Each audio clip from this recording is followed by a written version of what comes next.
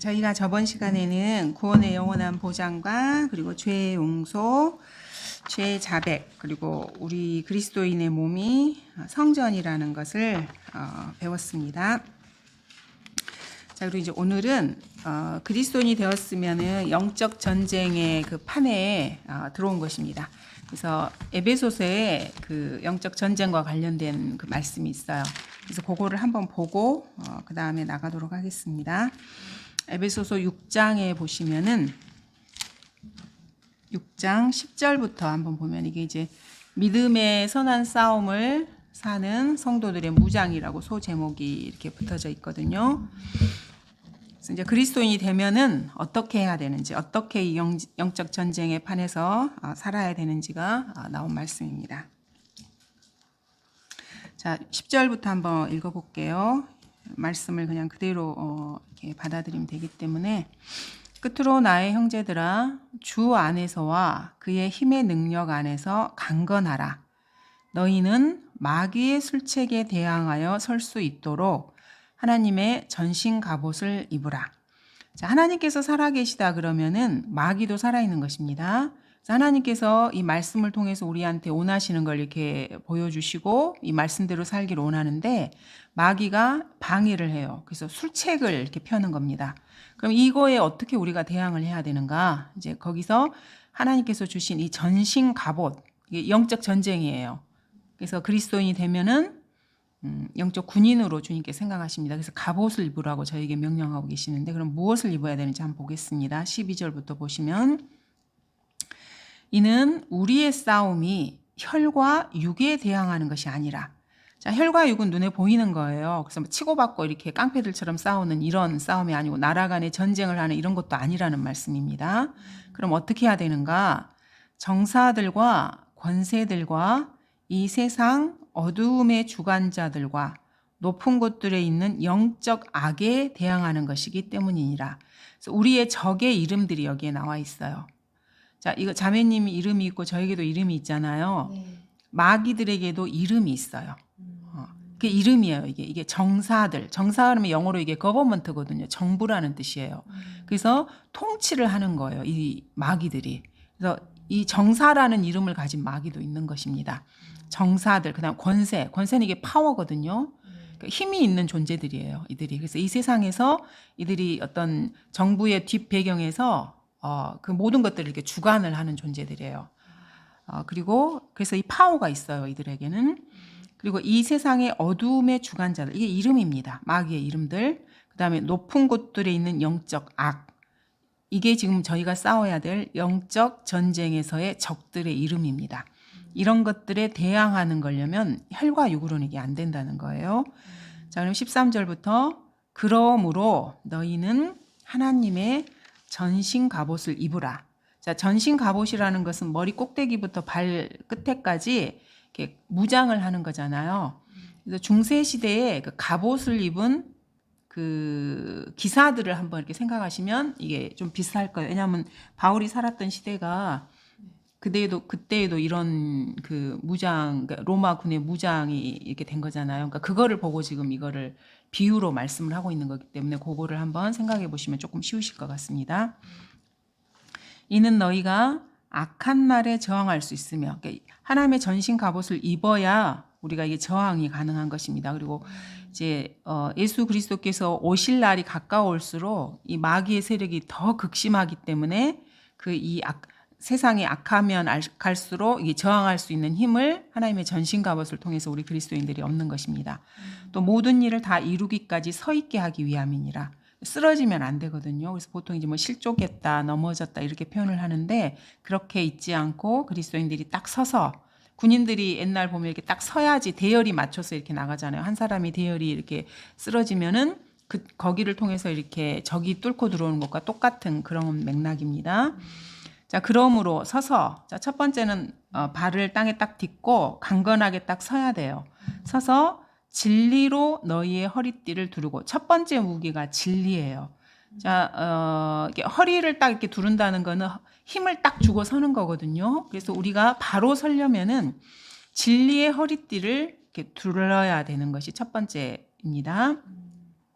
진리는 당연히 성경 말씀을 말씀하는 거예요. 예수님께서도 아버지의 말씀은 진리니이다 이렇게 요한복음에서 말씀을 하셨습니다. 그래서 진리는 아버지의 말씀입니다. 이 말씀 저희가 가지고 있는 한글 킹제임스 성경을 말하는 거고요. 그 다음에 의의 흉배를 붙이라고 말씀하십니다. 허리띠를 딱 두르고 그 다음에 이 앞에 흉배가 있잖아요. 병사들이 하는 거기에 의로 이렇게 딱 입는 거예요. 근데 우리가 입는 의는 행위도 포함이 돼요. 왜냐하면 우리가 막 죄를 짓고 이렇게 하면은 하나님 앞에서 좀 부끄럽고 그래서 주님 앞에 나가기가 좀 그렇고 성도들한테도 이렇게 말은 안 하지만 내가 괜히 껄끄럽고 이렇게 하잖아요. 그래서 기본적으로는 우리가 성별된 삶을 통해서 나의 의로 이렇게 딱 붙여야 돼요. 여기에 더해서 주 예수 그리스도의 정가된 의입니다. 근데 두 가지가 다 포함된다고 보시면 됩니다.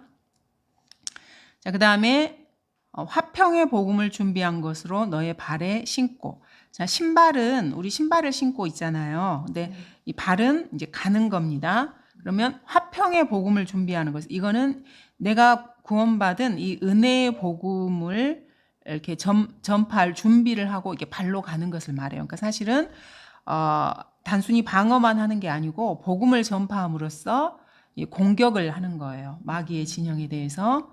자매님도 예수님을 믿고 구원을 받으셨잖아요. 그래서 하나님의 진영에 온 거잖아요. 그러니까 다른 사람들에게도 일단 이렇게 복음을 전하는 게 화평의 복음을 준비한 것이라고 이렇게 표현을 하고 계시고, 이건 이제 신발의 비유를 해서 말씀하고 계십니다. 그다음에 모든 것 위에 믿음의 방패를 가짐으로써, 방패가 있잖아요, 병사가. 이 방패가 믿음의 방패예요. 그래서 우리가 저번 시간에 믿음과 관련한 것을 잠깐 봤어요. 많이는 아니고. 그럼 믿음이라고 하는 것은 사람이 어린 아기가 태어날 때부터 모든 사람은 다 믿음을 가지고 태어나요. 근데 우리 그리스도인들이 말하는 이 믿음이라고 하는 거는 세상에 보면은 참 희한한 것을 믿는 믿음이 너무너무 많거든요. 힌두교 신자들을 보세요. 정말 우리 동남아의 그런 그 우상숭배 관련된 종교들이 많잖아요. 우리 상식으로는 이해할 수 없는 걸 믿어요, 사람들이. 그리고 그걸 실제로 실행을 하고, 뭐 아프리카에 사는 그런 원주민이라든가 옛날 미국의 인디언들이라든가, 그러니까 이게 상식적으로는 안 되는 걸 믿고 살거든요. 그러니까 그 사람들이 믿음이 있는데 믿음을 잘못 발휘한 거예요. 잘못된 것을 믿는 거거든요. 사실은 예수 그리스도의 은혜의 복음과 이 성경 말씀을 제시하면 누구나 믿을 수 있어요. 사람은 다 그 믿음을 하나님께 주셨기 때문에, 믿음을 선물로. 근데 그거를 뭐 교육이나 여러 가지로 사람을 이렇게 사실은 세뇌죠. 못 믿게 만드는 거예요. 뭐 진화론을 만들어서 뭐 사람이 원숭이에서 태어났다고 이렇게. 그러니까 사람이 원숭이에서 진화됐다고 믿는 게 어마어마한 믿음이잖아요, 사실. 그래서 진화론도 종교라 그래요, 저희는. 그거는 상식 이하의 이론이죠. 법칙은 아니고. 이론이기 때문에 언제든지 바뀔 수 있는 건데, 그런 걸 사람들이 믿어요. 그리고 그걸 학교에서 배우고. 근데 이제 우리가 말하는 믿음이라고 하는 거는 성경 말씀을 믿는 믿음을 말하는 거예요. 그런 이상한 믿음이 아니고, 그래서 기록된 말씀이, 주님이 이렇게 말씀하시면 내가 그거를 그냥 아멘, 네 하고 그냥 이렇게 받아들이는 그 믿음을 말하는 것입니다. 그래서 마귀를 대항할 수 있는 거는 이 믿음이에요. 믿음이 주님의 말씀. 그래서 이 방패가 있어야지 상대방이 나를 공격을 하면 이걸 딱 막아야 되잖아요. 그러니까 예를 들어서 진화론으로 나를 딱 공격해서, 우리는 뭐 진화론 믿지는 않지만 예를 들면 그게 큰 거기 때문에, 그러면 말씀에 보면 주님께서 창세기 1장 1절에 하나님께서 태초에 하늘과 땅을 창조하시니라 라는 그 말씀을 내가 믿으면, 그 말씀을 딱 이렇게 믿음의 방패로 이렇게 하면은 진화론이 튕겨나가는 거예요. 왜냐하면 내 믿음은 그거기 때문에.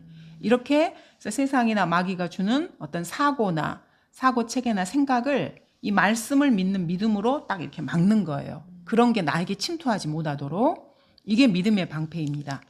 그래서 말씀을 공부하는 것이 기본적으로 너무나 필수적인 거예요. 이게 내가 한 번도 읽어보지 못한 걸 어떻게 믿겠어요. 그러니까 이걸 공부를 해서 알아야 사탄이 어떤 거를 나에게 딱 이렇게 제시를 했을 때 내가 그건 틀렸어라고 말씀으로 딱 제시해서 이렇게 쳐내는 것입니다. 이게 믿음의 방패예요.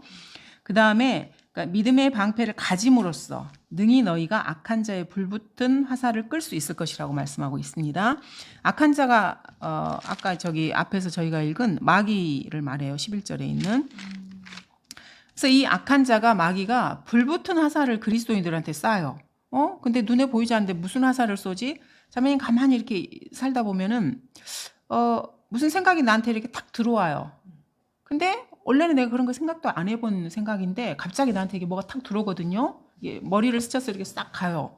그럼 사람들이 어떤 생각이 딱 들면 보통 이런 영적 전쟁을 잘 모르는 사람들은 그게 자기 생각이라고 착각을 해요. 그래서 뭐가 이렇게 탁 스쳐 지나가면 뭐였지 하고 다시 그걸 생각을 하는 거예요. 생각을 하면서 자기 안에서 이제 이렇게 논리적으로 이렇게도 생각해보고 저렇게도 생각해보고 또 거기에 감정이 이렇게 추가돼가지고 상황 판단을 하고 이렇게 되는 거예요. 근데 마귀가 그걸 알거든요. 그래서 그 사람에게 믿음에서 떠나도록 하기 위해서 뭔가 하나 이렇게 탁 주는 거예요. 그러면 예를 들어서 이제 자매님이 저랑 이렇게 저번에도 공부하고 이렇게 왔어요. 그럼 마귀가 집에 딱 갔더니 생각을 하나 딱 줄 수 있어요. 그게 정말 사실일까? 뭐 이런 거. 그러면 자매님이 그거를 믿음의 방패로 성경에 이렇게 말씀에 있는 걸로 이걸 딱 쳐내면은 더 이상 이렇게 공격을 안 해요, 마귀가. 물론 더 할 수도 있지만 일단 저것이 쳐내네 이래요.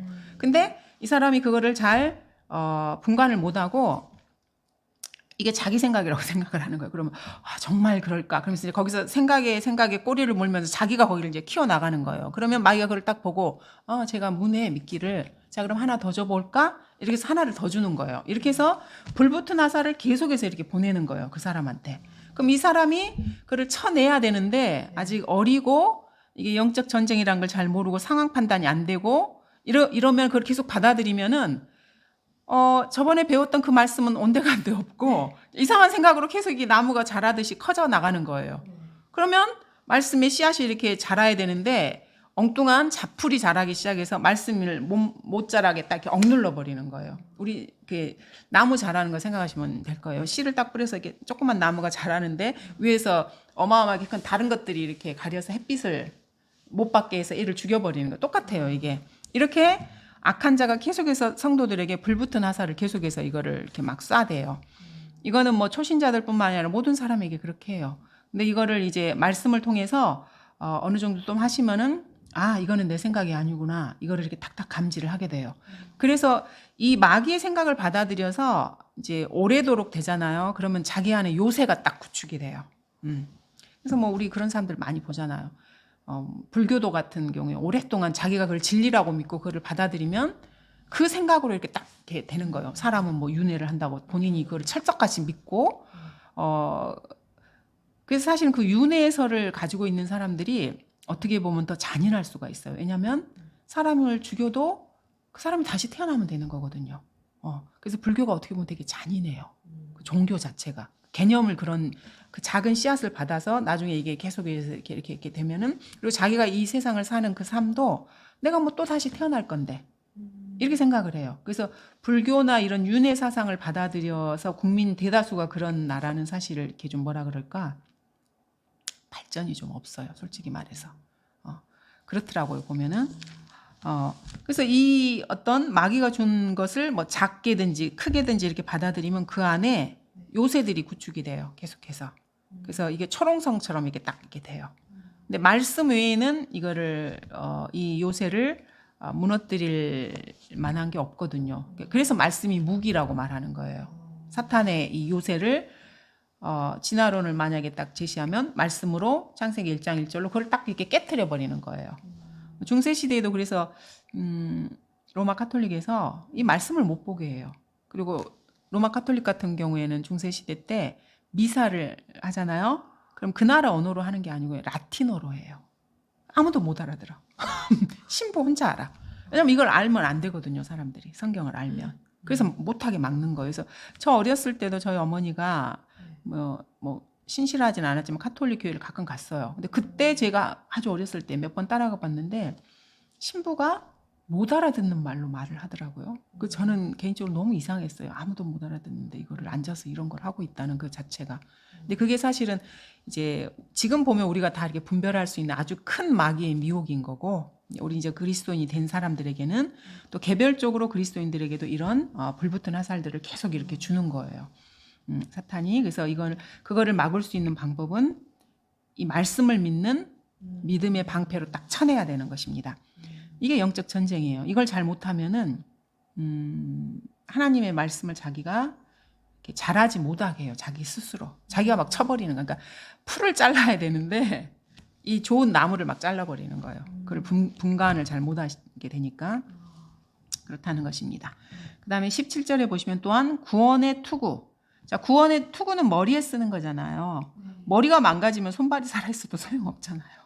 그래서 가장 중요한 것은 이 구원의 투구를 쓰는 거예요. 그러니까 구원을 받은 사람이 구원의 영원한 보장에 대한 확실한 그 근거 위에 서야 돼요. 구원을 받았는데 내가 구원을 받았나? 내가 또 무슨 잘못을 하면 또 지옥에 가는 거 아닌가? 이렇게 계속해서 의심을 하잖아요. 그럼 더 이상 이렇게 진전이 없어요. 그래서 저희가 첫 번째 시간에 봤던 게 구원의 영원한 보장과 관련된 성경 구절들을 본 거예요. 그러면 의심이 든다. 그럼 그 말씀으로 내가 이렇게 쳐내는 거야. 아, 하나님은 나한테 이렇게 약속하셨지? 높음이나 깊음이나 뭐 사망이나 생명이나 어떤 피조물이라도 나를 그리스도의 예수의 사랑 안에서 떼어놓을 수 없다고 하셨지? 그러면 내가 어떤 생각이 든다 할지라도 그 말씀을 믿는 거예요. 내 생각은 그 말씀 아래다 이렇게 두는 거고. 이게 믿음이에요. 뭐 다른 게 믿음인 게 아니고요. 그래서 뭐 요한복음 1장 12절에 그러나 누구든지 그를 영접한 사람들에게는 하나님의 아들들이 되는 권세를 주셨다고 이렇게 딱 기록해 놓으셨잖아요.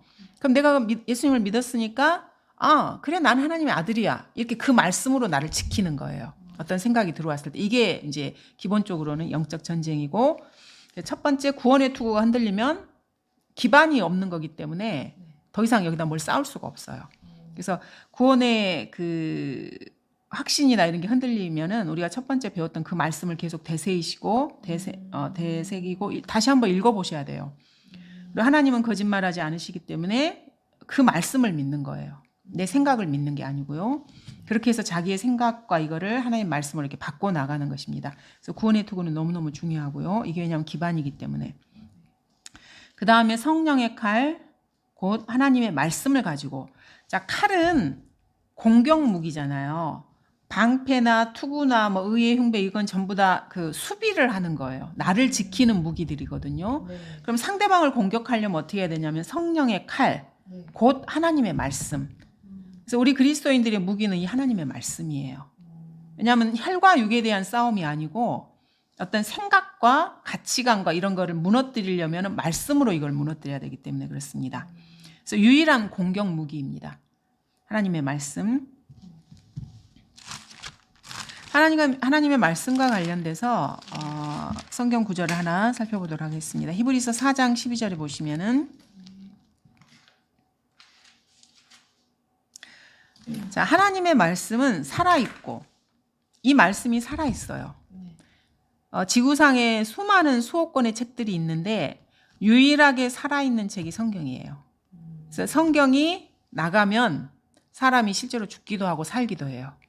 살아있는 사람이 더 성령 충만해서 생명을 전달해 주기도 하고 영적으로 이렇게 성장하기도 하고 그렇습니다. 그래서 이 하나님의 말씀은 유일하게 세상에서 살아있는 책입니다. 살아있기 때문에 능력이 있어요. 죽은 영을 살릴 수 있는 능력이 있고요. 낙담한 사람들에게 위로가 되기도 하고요. 인생을 살아가야 되는 길을 제시해 주기도 해요. 이 성경은 살아있기 때문에 그게 가능한 거예요. 그래서 능력이 있어서 양날이 있습니다. 자, 날이 한쪽이 있는 칼이 있고 양쪽에 이렇게 날이 서 있는 칼이 있는데 하나님의 말씀은 양쪽에 날이 서 있는 칼이에요. 그래서 잘못하면 자기가 배워요. 이 말씀을 올바르게 공부하지 않고 자기 욕심이나 엉뚱한 생각을 여기다 섞으면 자기가 망가지는 거예요. 자기 사고 체계가 망가지고 그래서 지옥에 가기도 하고 지옥에 안 가는 그리스도인이라고 해도 자기 인생이 망가져요. 말씀을 잘못 따르면은. 그래서 그리스도의 심판석에서 거지가 되는 거예요. 그리고 하나님한테 책망을 받게 되는 거예요. 왜냐하면 양날이 있기 때문에. 양날이 있는 어떤 칼보다도 예리하여 아주 예리한 칼입니다. 그래서 혼과 영 그리고 관절과 골수를 찔러 가르고 자, 혼하고 영은 보이지 않잖아요. 눈에 보이지 않습니다. 이것도 가르고 자르고요. 그다음에 관절과 골수는 우리 눈에 보여요. 그렇다면 하나님의 말씀이 실제 물질계에도 역사하는 거예요. 사람들이 오해를 하거든요.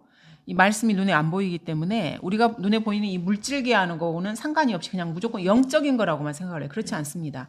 이 말씀은 실제로 이 물질계에서 역사를 해요. 그래서 내 입에서 주님의 말씀이 나가면 듣는 사람에게 그 역사를 해서 그 사람의 마음을 바꾸기도 하고요.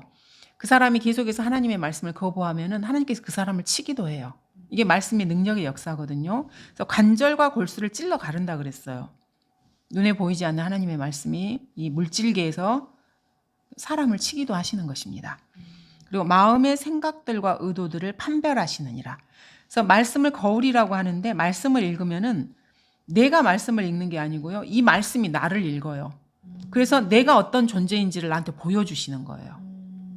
그래서 나의 이 정체성을 죄인이라는 정체성 그리고 예수님을 영접해서 그리스도인이 되었을 때 내가 어떤 존재인가를 유일하게 보여줄 수 있는 게 하나님의 말씀밖에 없어요.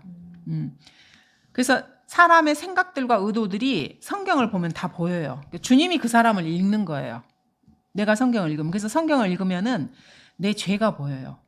그리고 주님이 어떤 분이신지가 보이고 인류의 역사가 보이고 수많은 것들이 성경을 통해서 볼 수가 있습니다. 왜냐하면 이 하나님의 말씀이 살아있는 말씀이기 때문에 그것이 가능합니다.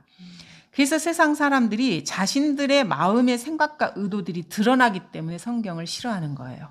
그걸 감추고 싶어 하는 거고 성경을 가까이 하지 않는 거고 성경 말씀을 제시하면은 온갖 이렇게 말을 이렇게 해가지고 그 사람을 이렇게 배격하고 뭐 위선자라고 욕하기도 하고 때로는 광신자라고 욕하기도 하고 여러 가지로 이렇게 공격을 하는 것입니다. 왜냐하면 자기의 생각과 의도들이 드러나는 게 싫거든요. 그렇잖아요. 우리가 다 죄인이기 때문에 마음에 항상 좋은 생각만 하고 사는 게 아니잖아요. 근데 그런 수치스러운 생각들이 다 드러난다고 생각하면 얼마나 부끄럽겠어요. 그래서 하나님과 1대1로 주님 앞에 나가서 이 문제를 자기가 이렇게 매일 성찰하면서 해결해야 되는 거거든요. 그리스도인들이. 그래서 세상 사람들은 싫어해요. 그것을. 자기의 그 수치가 드러나는 것을. 우리 그리스도인들은 그 수치를 예수 그리스도의 보혈 앞으로 가지고 가서 예수님의 피로 덮고 말씀으로 늘 이렇게 새롭게 하는 사람들입니다. 그래서 하나님의 말씀은 양날 가진 칼이에요. 그리고 유일한 공격 무기이고요.